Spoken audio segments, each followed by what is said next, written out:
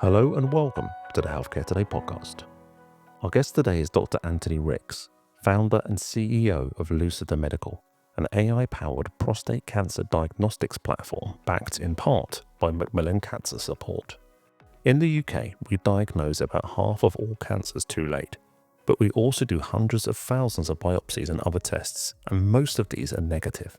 The problem is that current diagnosis tools can't always tell aggressive cancer from benign disease with enough certainty. Today, Antony talks about the good and bad of cancer screening and how AI could lower patient anxiety if we design it right. You did your PhD in AI when it was far from the mainstream. What drew you to it then, and what did you see coming that others didn't? As a child, I was absolutely fascinated with computers, and I started programming when I was 10. But I was really frustrated by the limits of computer science and its focus on mathematical and algorithmic processes. For me, what was interesting was if computers could interpret messy data, and whether we could kind of build on that so that they could start to understand sounds or language or even see. Now, as long ago as 1948, Alan Turing had proposed the concept of neural networks. And this was kind of intriguing because it was the idea that we might be able to create programs with brain-like capabilities. So I went to Cambridge to study engineering in the 1990s, specifically because the course covered many aspects of what we would now call AI.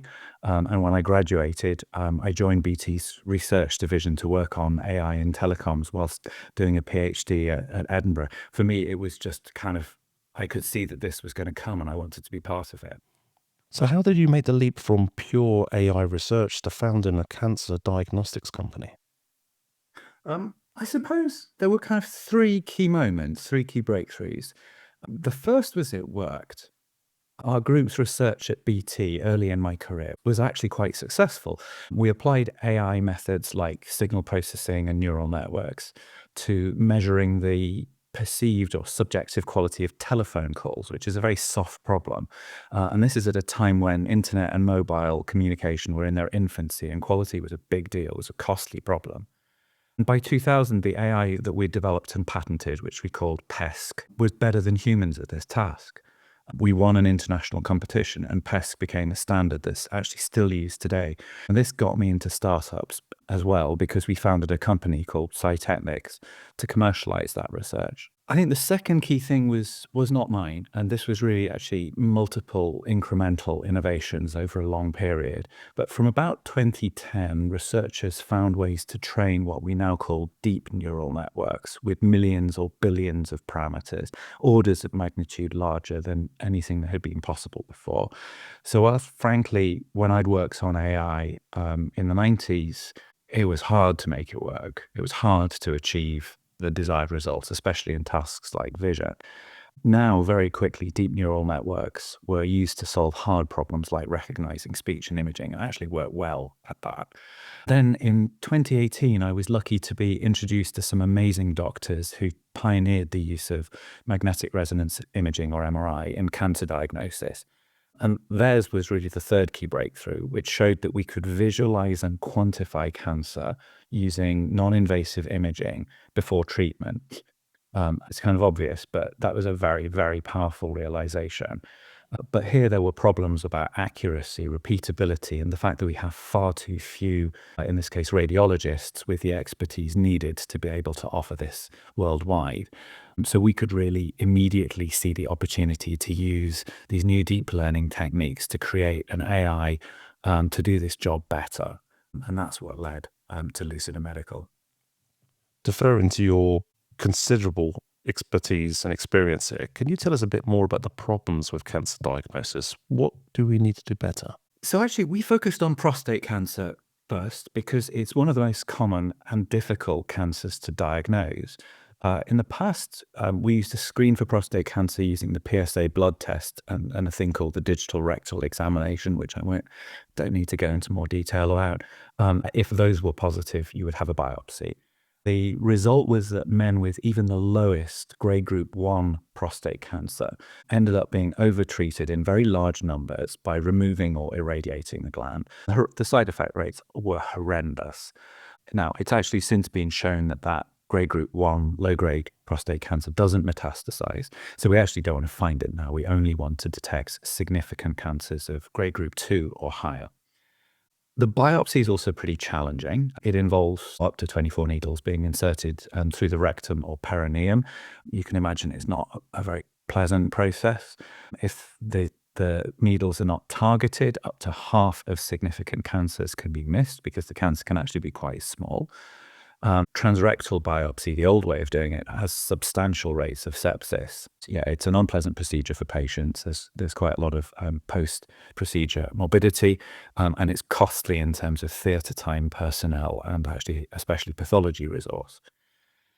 Now, in prostate cancer, a new pathway was built, going back to the point about medical imaging, using MRI as a second-line test after PSA. This has been the game changer, and it's been something that's not really discussed in the media in association with the controversies around prostate cancer screening.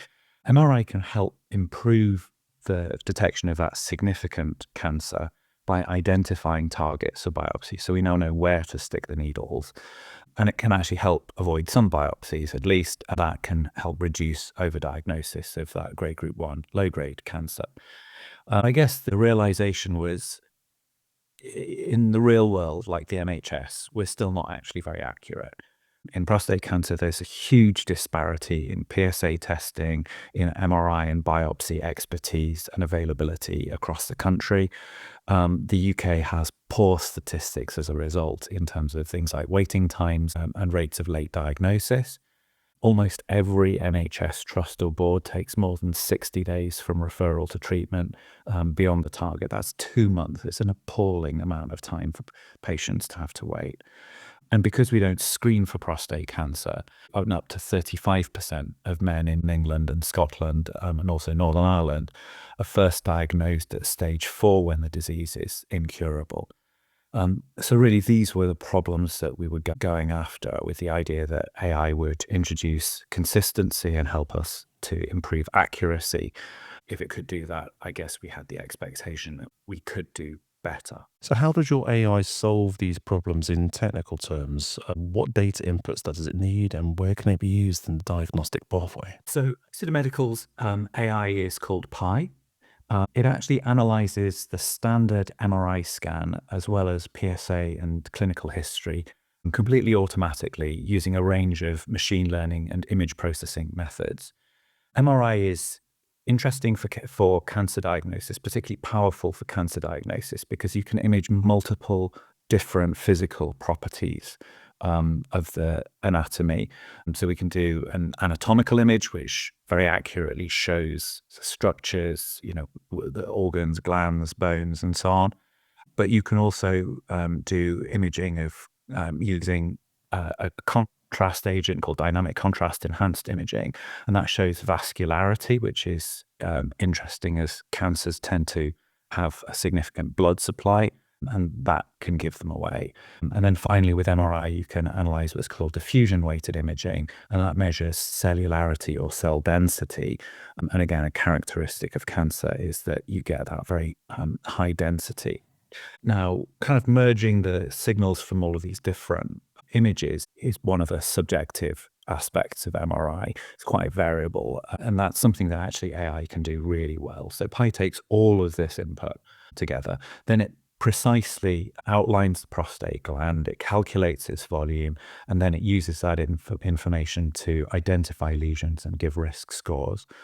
And these outputs then give the reporting radiologist and, frankly, the whole clinical team most of what they need to make that diagnostic process more efficient overall. Now, the first key point, I suppose, in terms of where this helps is with prioritization. And this is something that Somerset NHS Foundation Trust are actually already using. So they run Pi automatically. They read the scores whilst the patient's still at the hospital, getting dressed. And if the Pi score is high, they book the highest risk patients for biopsy straight away. And you can imagine it's a simple step, but the normal process would be patient would go home, a radiologist would report the case, somebody's then got to get in touch with the patient to then book the biopsy. At Somerset, this cut waiting times for these patients by an average of 11 days. We're now working with some other NHS trusts to try and do this on the same day. Radiologists also find prioritization really helpful. If you've got your cases sorted by risk, it really reduces that cognitive stress. And most cases with high AI scores are actually both positive and urgent. So they can really quickly report those first. And this is very safe. Conversely, most of the cases with low AI scores are actually negative. So that those, you've sorted them, those are now quick to report and discharge. And that allows you to focus your time on the more complex intermediate cases where perhaps it's a bit more difficult to work out what's going on. And that really adds value. Then downstream, AI can provide graphical 2D and 3D images. You can imagine that if you're a clinician and you get a text-based report that says that there's an area of restricted diffusion in the left posterior medial peripheral zone, you can't necessarily immediately visualize that. But if you have a heat map that shows in red, here is the risk area, that's so much easier. Or a 3D image, a kind of 3D model that they can use for targeting biopsies and considering treatment options. So that's really helpful. But I think it's the benefits to patients that are the most exciting for me. We're still developing this technology, but even now the data suggests that PI can increase cancer detection within the same prostate cancer pathway by picking up cases that would otherwise be missed. That allows more men to benefit from early treatment. We've just had a paper published in European Radiology showing that PI could enable up to a 50% reduction in negative biopsies. And that could save a huge amount of cost and free up NHS resources to, frankly, cut waiting time and improve detection, not to mention the benefit for the patients. The benefits, as you say, are very clear to see, but what, in your experience, do patients really think about this approach? So we found that patients are generally very positive once they understand that their personal data doesn't leave the hospital's network and that humans have the final say. That's important to them. Patients identify with clinicians being overworked, and they're generally positive that AI can help them get a more accurate diagnosis as long as the evidence is there. And I think basically it's one of these things that if it's working well, the AI becomes just another step and people don't express any significant concerns. And we've seen in other areas like cardiology, for example, okay, the algorithms are slightly different, but fundamentally it's an AI that works out your heart rate if you use a pulse oximeter. 25 years ago, we relied on doctors listening to your heart. Now you just clip a pulse oximeter or you use an Apple Watch and they just work. AI will become like that increasingly in medicine. How do you handle the black box problem? If a patient asks, why did the AI say I'm low risk? What do you want their doctor to be able to tell them? It sort of surprises me as an AI researcher, but almost nobody asks us about how Pi works internally. We've heard this question just a few times, and it's mostly from academics or regulators, and occasionally from the doctors who use it, not from patients. But it's a good question, especially now that a new generation of language models is being applied in medicine, and there are genuine concerns there. So we specifically designed Pi from the ground up to analyze images and data in much the same way as doctors, and that makes it very easy to explain. Pi's output report includes the images that it uses to identify cancer lesions. So you can see what it's looking at, and from this it's possible to immediately see what the AI is picking up and why. But overall, I have to say it's the performance data that really matters, and that tends to be what doctors actually focus on. Macmillan Cancer Support isn't a typical tech investor. What did their endorsement mean for Lucida Medical's credibility? And how did the diligence process differ from talking to traditional investors? Macmillan invested in Lucida Medical first in 2024. They're really well placed to evaluate innovations in cancer because of their network of both clinical experts and individuals with lived experience. We were hugely grateful for the introduction to them, and they could immediately see the potential of what we're doing. But their process was quite unusual in that they were focused much more on the science of what we do and the clinical benefits, the patient impact, I suppose because of who they are as a charity and because of that deep expertise. But they did also look at the more conventional investment metrics. Fundamentally, Macmillan's ventures arm is investing to create a fund that will drive ongoing investment. They want to get a return. That investment completely transformed our prospects.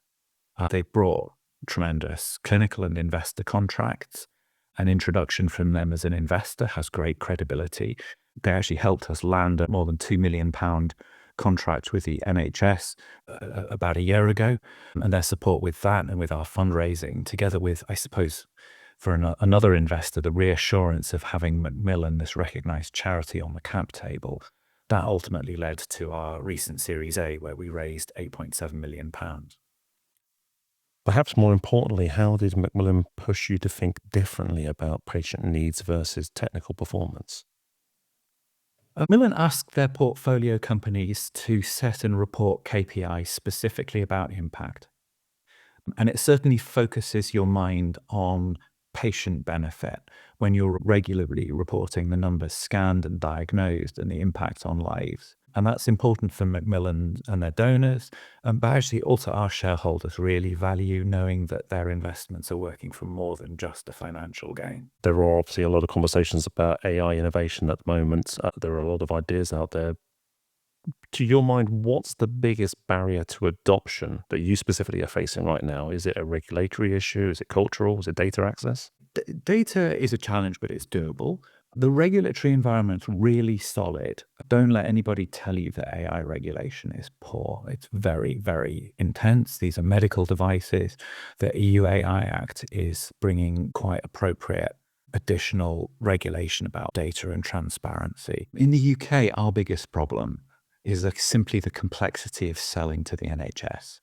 There are just too many hurdles. There's a lack of standardization and real challenges for trusts who don't often have the skilled staff or processes in place to evaluate AI innovations that touch on, say, information governance or cybersecurity or clinical safety. And it is that kind of gap between all this responsibility pushed down to the local area that I think is a challenge. We're enormously grateful to the individuals, it's both clinicians and supporting staff in the hospitals that we work with who've been ready to take a lead. Generally, they are having to go a bit above and beyond in order to do this kind of thing. And we make greatest progress where they're actually empowered by the organizations to make decisions and get on with using AI. For a skeptical oncologist who says, I don't need an algorithm to tell me when to biopsy, what's your response? First of all, we're investing to build real-world evidence. That carries genuine weight, and it's something we're very proud of. But our secret weapon is a growing library of cases where Pi changed the diagnosis. One of the most powerful is a patient report that we have from one of our customers, where the initial diagnosis was a PIRADS2, which is low risk, and the man would have been sent home, perhaps to be tested again in a year or two. But because they were using Pi, Pi flagged a suspicious region, they performed a biopsy, and that found grade 9, stage 3 prostate cancer that could have killed the guy within 6 months. So this is a very happy customer. Generally, once we've had conversations like that and shown a few cases like that, the argument is over. So what's the one question about AI and cancer you wish more people were asking? I wish people would ask, what do we have to do to use AI to deliver the best possible patient care? And think now about turning it around and making it all about patient care. Today, we spend a huge amount of our effort adapting our systems to the existing workflows and technologies, and there are compromises everywhere. But if we could design care around the individual in ways that enable technology to be more effective, I'm sure that costs and friction will really come down. I think you can see some of the most innovative healthcare providers and startups are already beginning to think in this way, and it could help providers like the NHS both cut costs and waiting times, and ultimately significantly benefit patients. Finally, if Lucida Medical achieves what it has set out to do, what does cancer diagnosis look like in 10 years? Do you think biopsies will become the exception rather than the rule? Within 3 years, I think we'll have both the AI performance and the real-world clinical evidence to allow most men without significant prostate cancer to avoid biopsy based on AI. Because medicine's slow to change, it'll probably take 5 to 10 years, realistically, for that to become routine clinical practice. But the leading hospitals will be able to start using that. I think, within 3 years, that's close. Longer term, and it's a heavier lift, I think the most exciting outcome will be when health systems like the NHS used AI to enable targeted, risk-adapted screening for cancer at the population level. When you take the right combination of AI or the right other tests and clinical expertise and target them to those who need them most, and we avoid most of the unnecessary procedures, we can essentially eliminate the harm that has historically been associated with and held back screening programs. The UK's done this very well in lung cancer screening. And I think we have actually nationally a great opportunity to lead the world in screening for many other types of cancer. If we do this, we can focus on detecting cancers earlier, and that will virtually eliminate diagnoses at stage 3 or stage 4. And if you put that together with improvements in cancer treatment and now greatly reduce the side effects of treatment, this will completely change cancer from a life sentence to kind of like an acute condition that we just routinely diagnose at the right time and we cure it with low fuss. I think that's really exciting. I'm really glad to be part of it. Dr. Antony Rix, thank you so much for your time. That was a real pleasure.